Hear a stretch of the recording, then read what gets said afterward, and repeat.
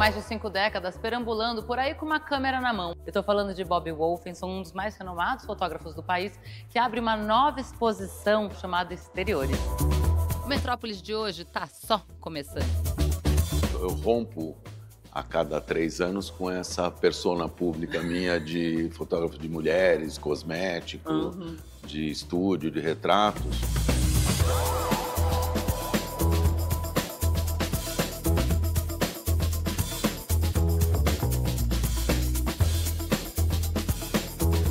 Em 2004 eu fiz uma exposição chamada Antifachada.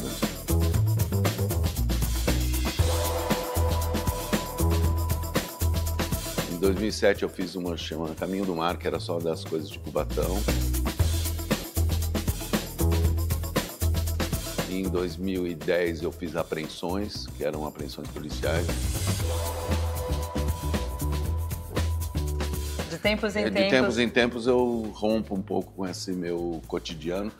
E quando eu recebi o convite da Unibis para fazer uma exposição aqui, falei, eu quero fazer uma coisa nova. Que massa. E aí eu já tinha esse nome, Exteriores, porque na época da pandemia eu ia lançar uns cadernos de fotos e um dos cadernos se chamava Exteriores, que já era um pouco essas fotos meio do nada, feitas sem nenhum tipo de pensamento organizado. Então eu misturei fotos mais organizadas.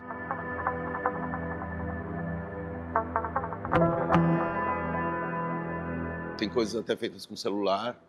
Tá. E coisas que eu estava assim, ou eu estava buscando locações, exatamente, ou estava num lugar porque eu estava num trabalho, ou simples viagens pessoais minhas, ou lazer cotidiano, coisas sem importância. A câmera funcionando como um caderno de notas. Ela não é temática no sentido assim, vamos explorar, exaurir todo esse tema, vamos contar essa história desse jeito. Não, são observações, são pequenas observações de coisas muito banais.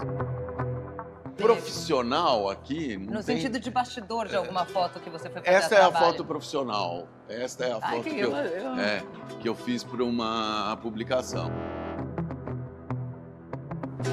O resto é tudo aleatório mesmo, ou bastidores de trabalho também. Essa é uma foto muito pessoal, uma foto da minha família.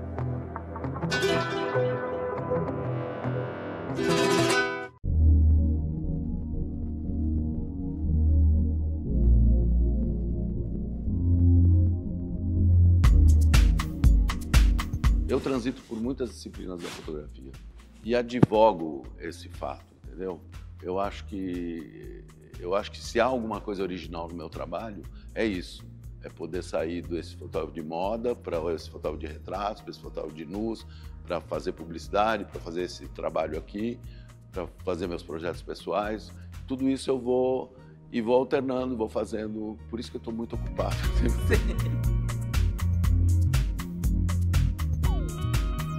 Vai sair um livro pela Kozak, né? Edições. E o livro tem 75 fotos, tem 20 a mais do que aqui. O livro tem década de 70 também. Não, tem fotos da década de 70 também. Até 2025. Até 2025.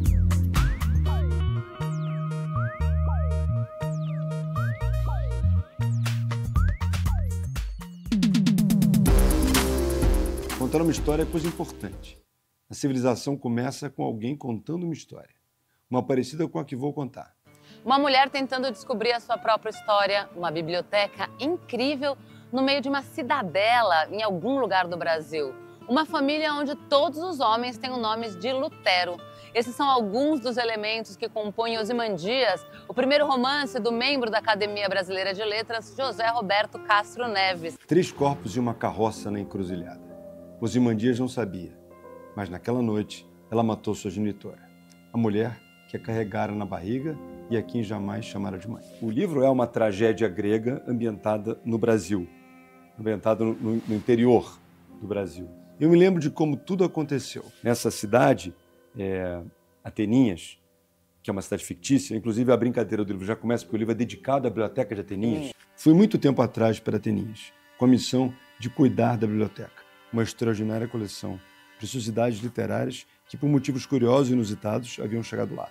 E nessa biblioteca, os livros sumiram. E ninguém sabe por que os livros sumiram, e ninguém se questiona o motivo dos livros terem sumido. E, num determinado momento, as mulheres da cidade elas ficam estéreis, elas não conseguem ter filho. E ficam acusando umas às outras, ou tentando encontrar uma razão para isso, mas, na verdade, a razão é essa sociedade que não tem livro, que não tem cultura. É uma citação, Ozymandias, era como os gregos se referiam ao Ramsés II, que foi o rei dos reis egípcio, grande figura.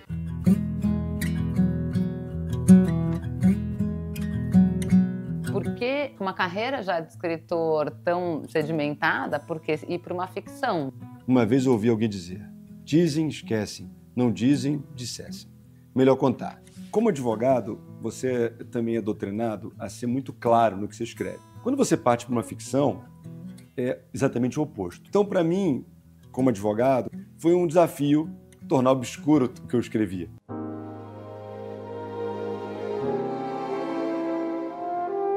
Antes de ser advogado, escritor, eu sou leitor. Você fala isso durante o seu discurso É na ABL, né? É verdade. Então, como é que esse leitor, de alguma maneira, forma esse advogado e esse escritor? Eu, na verdade, sempre gostei muito de ler. A vida inteira, eu nem me lembro de estar num lugar e não ter um livro. E minha mulher brinca que é o meu amiguinho, sabe criança que tem um amiguinho? A minha mãe, ela era do meio jurídico, eu fui juíza. Eu convivia com muitos advogados quando eu era garoto e achava barato aquilo. Então, na verdade, eu sempre quis ser advogado. E eu acho que a literatura me ajudou a essa opção de várias formas. Porque a literatura ela desenvolve um sentimento muito importante, que é o da empatia. E na profissão de advogado tem esse dado de você querer ajudar o outro, de você tentar ser solícito e ter esse sentimento de injustiça, enfim. E isso é muito útil e acho que isso eu devo à leitura. Decidi não contar mais os meus anos. Deixei de ver necessidade nisso. Para quê? Estou velho, pronto. É uma história sobre o autoconhecimento. É uma história de uma pessoa que quer entender quem ela é. Mas isso tudo acontece no Brasil com as nossas histórias todas. Com as muitas culturas que formam o Brasil. Não gosto de mentir, gosto de inventar. As pessoas têm que saber o que está acontecendo. O novo documentário de Jorge Bodansky é Amazônia, a nova Minamata? Uma vez intoxicado com mercúrio, não existe reversão dos sintomas. O filme é um alerta sobre os graves efeitos do envenenamento por mercúrio que populações indígenas estão sofrendo na Amazônia de hoje. O território Munduruku está em cima de uma grande mina de ouro, mas também em cima de uma grande mina de mercúrio. Mercúrio faz mal à saúde. Você já frequenta a região da Amazônia há bastante tempo, conhece bem lá. Mas quando é que você se deu conta que alguma coisa grave estava acontecendo com a saúde daquela população lá, especificamente os Mundurucus? Foi num episódio, quando a gente estava gravando uma série chamada Transamazônica, Uma Estrada para o Passado. Isso foi em 2016. A Transamazônica foi um autêntico fiasco, né? É um corte que se faz no Brasil. A gente passou no Rio Tocantins, junto a uma aldeia dos Mundurucus, e havia um colóquio, uma concentração de caciques que estavam discutindo alguns problemas locais, e estava junto deles um médico, porque houve uma demanda fora do comum de cadeira de rodas para crianças. E eu quis pesquisar isso e já desconfiava que isso poderia ser uma consequência do envenenamento por mercúrio. E esse mercúrio é decorrente do garimpo ilegal de ouro na região. E aí você começou a seguir a pesquisa do neurologista, esse neurologista, o Eric Jennings. A gente está muito preocupado com essa questão de saúde e meio ambiente, principalmente do povo Munduruku. E, de fato, ele constatou isso depois. E ele me disse algo mais. Ele falou, olha, os sintomas que a gente está vendo aqui são os mesmos que aconteceram na aldeia de Minamata, no Japão, nos anos 50, onde uma indústria química derramou mercúrio e os peixes absorveram esse mercúrio, os pescadores pescaram peixe e a população comeu esse peixe e começou a ter problemas neurológicos terríveis. Na época, não se sabia que isso foi provocado pelo mercúrio. Pesquisaram, descobriram que era o mercúrio, o agente provocador.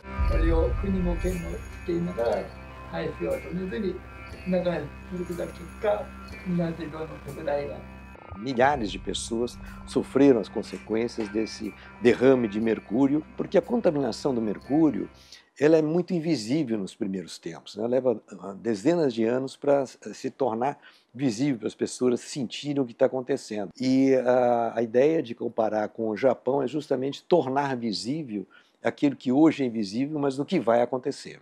Em apenas um ano, os garimpeiros conseguiram destruir um rio inteiro. Além de todos os problemas médicos, de saúde, tem um problema político, porque uma parte da população ribeirinha, especialmente indígena, foi cooptado pelos garimpeiros. A gente tem um dano ambiental gigantesco e a gente tem uma comunidade indígena que era autônoma e nessa região eles já passam a ser dependentes do garimpo. E o papel da líder indígena Alessandra?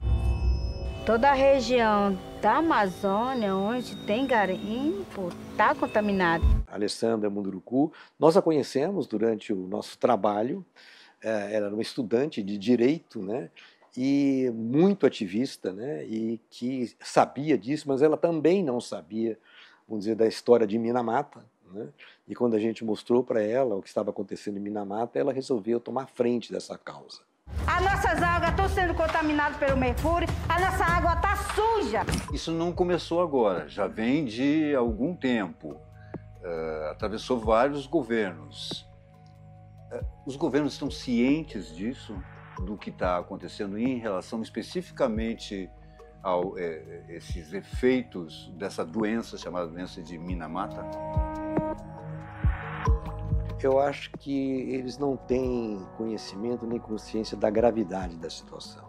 Eles sabem, todo mundo sabe hoje que mercúrio faz mal, que o garimpo não é bom, mas a dimensão e a profundidade desse desastre, né, disso que as populações ribeirinhas estão vivendo, eu acho que pouca gente sabe e eu espero que esse filme seja um instrumento de alerta para essa questão. E também é um momento importante para o Brasil o fato de a gente poder exibir o filme agora na COP30. Está prevista a exibição do filme em vários momentos pelos próprios indígenas. O filme foi exibido há 2 anos atrás na COP de Dubai, eu mesmo estive lá, levei o filme. E o impacto é sempre o mesmo, né? O que podemos fazer? A gente vai morrer lutando pela vida e pelo futuro do nosso povo. Nossos filhos, vocês estão matando! A intoxicação mercurial ela é a ponta do iceberg só.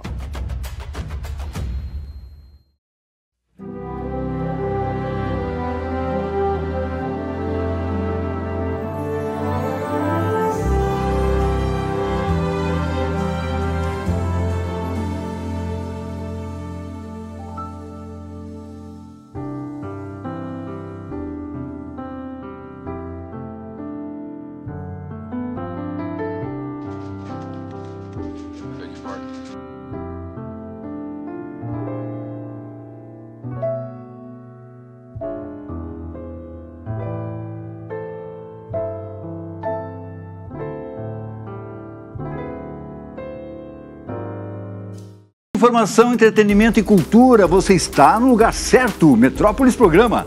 Segue a gente para ficar por dentro de tudo que rola por aqui. Eu estou te esperando.